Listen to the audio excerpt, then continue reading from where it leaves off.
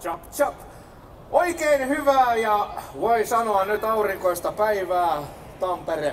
Mitä kuuluu, Tampere? Kuuluu huutaa näin. Huutakaa nyt jee vaikka siellä.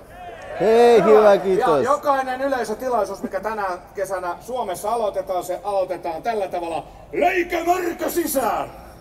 Eikö totta? Kokeillaan muutama kerran lähteekö. Leikämärkä sisään! Leikämärkä sisään! Leikämärkä sisään! Leikämärkä ja sieltä saapuu ja maali! Hyvä! Annetaan aplodit vielä kerran! Jääkiekkojoukkueelle jotain muistettuja aiheesta, mutta sitten samalla myös saatte itse tästä aplodit ja ennen kaikkea onnittelut, lämpimät sellaiset kaikille uusille ylioppilaille, ammattiin valmistuneille ja koulunsa päättäneille. Tänään on edessä kesien kesä. On hienoa, että viime yönä satoi vettä, koska nyt sitä ei sada. Ja meillä on aivan uskomattoman hieno orkesteri täällä, vielä hienompi yleisö, vielä hienompi ja tästä se lähtee. Olet sydämellisesti tervetullut. Let's roll! Kiitos!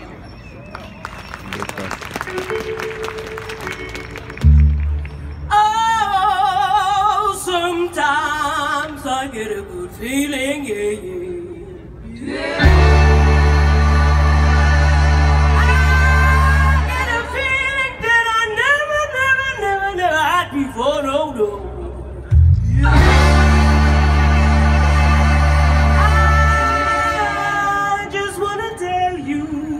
Right now that I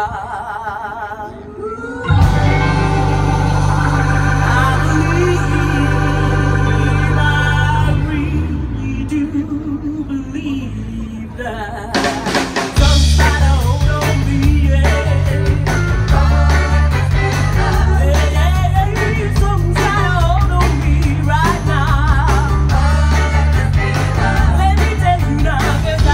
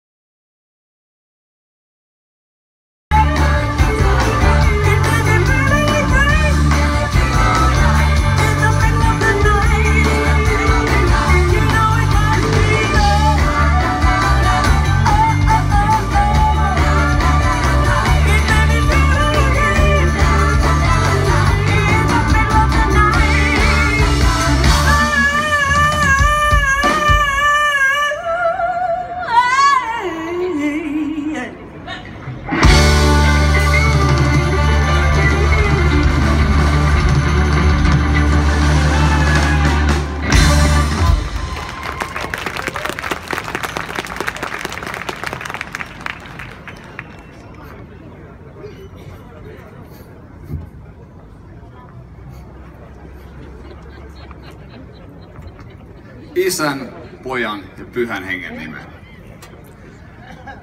Koska me ollaan vähän tämmösiä syntisiä reissussa rähjääntyneitä ja Jumala on pyhä, niin oikea tapa on pyytää meidän syntejä anteeksi ja tunnustaa ne nyt Jumalalle. Herra, sinä olet valo, mutta en ole katsonut sinua. Sinä olet tie, mutta en ole seurannut sinua. Sinä olet totuus, mutta en ole pysynyt sinussa. Sinä olet elämä, mutta en ole tunnustanut sitä. Sinä olet opastajani, mutta en ole totellut sinua. Kuitenkin, Herra, kun teen väärin ja turmelen elämääni, olen onneton ja syytän sinua. Herra, anna minulle anteeksi. Tätä pyydän Jeesuksen Kristuksen tähden. Jeesus sanoo tänään meille kaikille: ystäväni, ole rohkealla mielellä. Sinun syntisi annetaan anteeksi. Tämä on totta juuri sinun kohdallasi. Isän, Pojan, Pyhän Hengen nimeen.